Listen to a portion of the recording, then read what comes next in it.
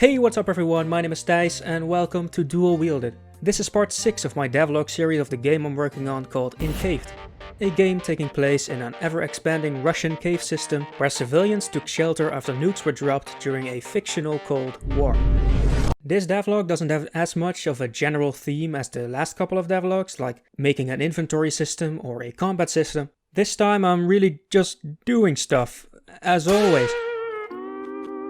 But in this devlog I focus on some details, decorations, redesigning and camera movement. So currently, if you have a side-by-side comparison between Incaved and a game like, for instance, Hollow Knight, you'll see that Hollow Knight actually is at least a good game. But also, Hollow Knight and a lot of other games have the player leave a trail of dust when they walk, jump, land, etc. So I thought something like that would really help give Incaved a better feeling and give the player's actions some more oomph. I made this dust cloud animation and turned my comrade over here into Iron Man? But later I thought it would be better to just leave them as dust clouds that pop up from the ground with every step. Also I improved the walk animation so that it doesn't look like he's just happily hopping around in a nuclear fallout, but now he just walks like a normal person.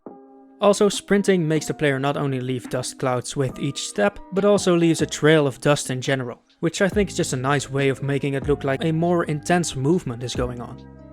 Also, I use this dust cloud particle effect for several other things, like when you hit the ground with a hammer, a big burst of dust jumps up from the ground, as well as the pebbles I created earlier.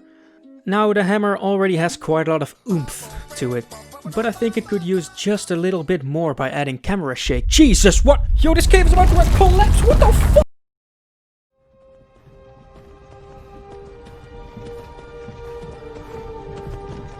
Finally awake. I also used this dust particle effect to add a haha poo poo. And after that I worked on a torch. And I'm really proud of the result, to be honest. I mean, the torch itself is nothing special at all. Again, there's 3 variations of stick things, of which one is chosen when the torch starts existing, just to try and keep repetition down a bit more. But this is the final result of the torch, where I added a fire particle effect, smoke particle effect and a light source. Very happy with how this looks, to be honest. Does Hollow Knight have torches? I didn't think so. Oh, it has lanterns? Then never mind. Okay. Though there's one problem. So I changed the way the light sources work. Now there are 2 light sources per light source. One of the 2 only lights up the player itself and the other one lights up the world around him. Meaning that I can now separate the intensity of the light in general and the intensity of how much light lights up the player. That way I can make sure that torches light up the world with the power of 1,000 suns, yet it lights up the player as if it was just like a firefly. So after adding a torch, I actually finally made animations for the player while airborne. There's a jump, there's like a changing from jump to falling at the highest point of the jump, a falling and a landing animation. Jesus! The landing animation is so short because, you know, the player should land and pretty much just instantly be able to start doing whatever they want again. Walk, smack the ground, open their bag, fart, and you don't want a long animation stopping you from doing so. Also, when you fall off a ledge, you start the falling animation immediately. Even starting the game and having my comrade, no, our comrade, actually land instead of the landing he did before, I feel like that really just adds a lot. Now it's time for me to look at the comment section and ignore that comment, what the fuck, and look for feedback from the boys and oh yeah, it's still the boys. Something a few people mentioned was that it would be nice to add icons to the inventory item containers that show the people what type of items they contain. I thought of a few ways of doing this. The most obvious thing would be to have a dark, grey and half transparent sword to indicate the melee weapon and a bow and arrow to indicate the ranged weapon. But I thought it could be nicer to have them as small icons. Sadly though, it's pretty difficult to really show what the items do with a small icon, since the icon will be very small in this case. For instance, this is supposed to be a chicken leg representing food items, or this is supposed to represent stat boost items. Basically the icons can't really overlap the items themselves too much, leaving me with like a 5x5 pixel size canvas to make detailed enough icons. I can't do this, okay? Please leave me alone. Option 2 would be, well, the first option I explained. And this is what I came up with so far.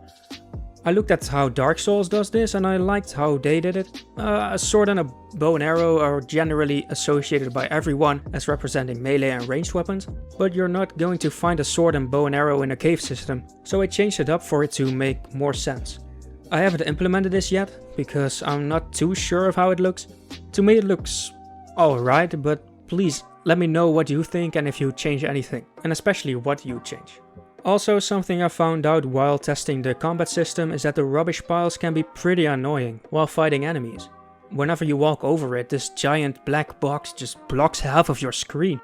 So I changed it into the player having to press E to check what's inside the rubbish, and that way only an E icon pops up when the player walks over a pile of rubbish. Also, Doorhall Games pointed out that maybe a shiny blink effect indicating the rubbish pile containing an item would be better than a magical floating arrow, and I very much agree. So I added a light source to the rubbish to change it into what? No, a light source isn't the way to do it. I should change this into a particle system. There you go. I'm done. So the pile of rubbish is nice and shiny until you pick up the shiny object and now it's not shiny anymore. Wow, what an explanation. So the last thing I wanted to do was add camera movement. And I wasn't sure how I was going to do this. I've not coded a lot of camera movement before, and I feel like there will be quite a good amount of obstacles I need to face in order to perfectly turn the camera into something I can use. Guys, it's finally time to explore the rest of the cave.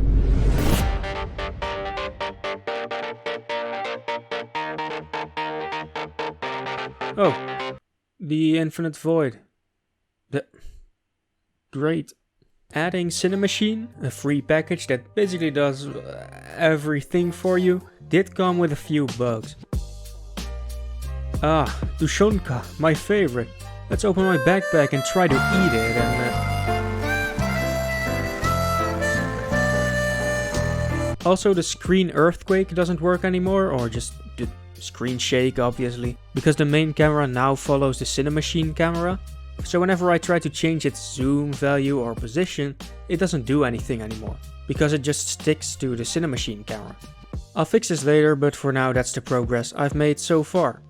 I want to remind you that I'm still hosting a challenge for the rest of July where I give you guys the opportunity to add your art to the game.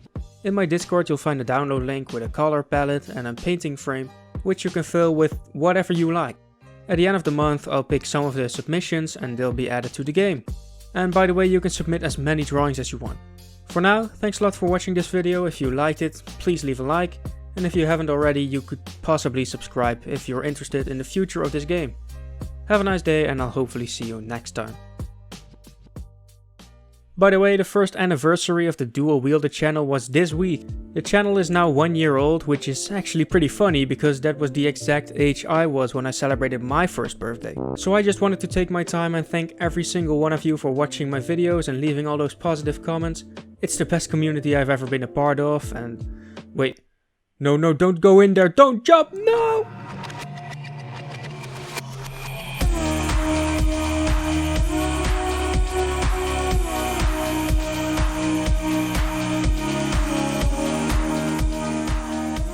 Get back to the hood, man. It's too crazy around here.